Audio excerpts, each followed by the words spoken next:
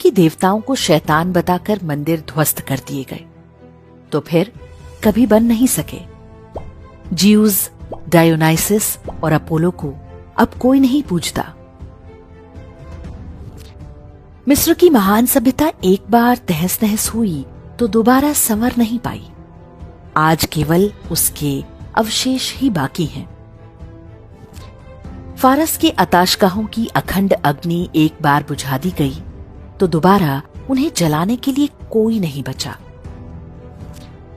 Mesopotamia की सभ्यता पर केवल एक बार सिकंदर ने आक्रमण किया और वो एक झटके में समाप्त हो गई। उनके देवताओं के अब कोई नाम भी नहीं जानता। संसार की समस्त प्राचीनतम सभ्यताओं पर हुए सारे बर्बर आक्रमणों को मिला दें, उससे भी अधिक आक्रमण अकेले काशी पर हुए। लेकिन काशी बार बार उठ खड़ी हुई। असभ्य और बर्बर आक्रमणकारियों के हर चिन्ह को साफ करके काशी प्रकाशमय हो उठी। आज भी हर ओर हर हर महादेव की गूंज है।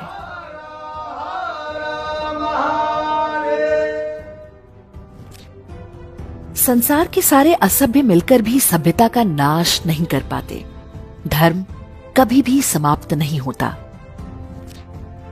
धर्म के कार्य के लिए ईश्वर कब किसका चयन करेंगे ये कोई नहीं जानता। इतिहास में इसके ढेरों उदाहरण भरे पड़े हैं। मोहम्मद गोरी और कुतुबुद्दीन ऐबक ने काशी का विध्वंस किया, तब जानते हैं कि वहां के मंदिरों और घाटों का पुनर्निर्माण किसने कराया? कन्नौज नरेश जयचंद के पुत्र राजा हरीशचंद्र ने। और वो भी तब जब चंदावर के युद्ध में वो गोरी की सेना से पराजित हो गए थे।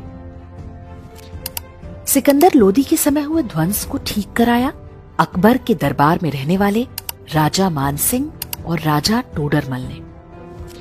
राजनीतिक कारणों से लोग भले 1000 टुकड़ों में टूट जाएं, महादेव की शरण में आकर सभी एक हो जाते हैं। क्या ब्राह्मण, क्या क्षत्रिय, क्या यादव, क्या गुर्जर, क्या वैश्य।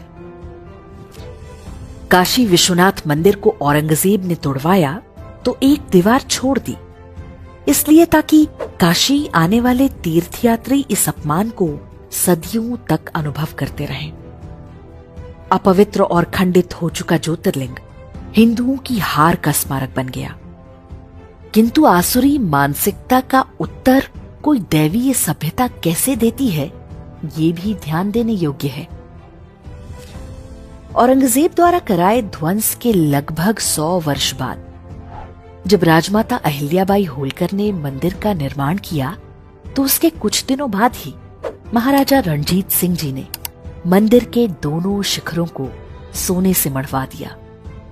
दिल्ली में बैठे मुगलों की आंखों के सामने मंदिर पर 22 मन सोना चढ़वाकर दिखा दिया कि लुटेरों की सेंधमारी से महान सभ्यताओं का वैभव समाप्त नहीं होता। तोड़ने वाले समाप्त हो जाते हैं, रचने वाले समाप्त नहीं होते। अयोध्या में वर्ष 1528 में बाबर ने जब भगवान श्री राम के जन्मस्थल पर बने विशाल मंदिर को ध्वस्त करा के एक शैतानी ढांचा खड़ा किया तो उसने भी नहीं सोचा होगा कि ये युद्ध अभी समाप्त नहीं हुआ। 500 वर्ष तक हिंदू निरंतर संघर्ष करते रहे। अंततः खंडहरों के नीचे से भगवान श्री राम का भव्य मंदिर उठ खड़ा हुआ। हमारा ये संघर्ष न आज आरंभ हुआ है, न अभी इसका अंत है।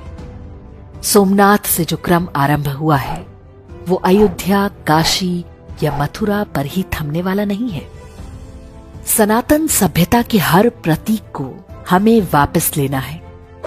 ये प्रण 1 अरब हिंदुओं को अपने हृदय में बिठाना होगा। ये विश्वास बनाए रखना होगा कि एक दिन शारदा पीठ, मुल्तान, कटासराज और हिंगलाज माता से लेकर ढाकेश्वरी तक की बारी आएगी। कुछ सपने हम अपनी आंखों से सच होते देखेंगे और बहुत कुछ अपनी आने वाली पीढ़ियों के हृदय में बिठा कर जाएंगे।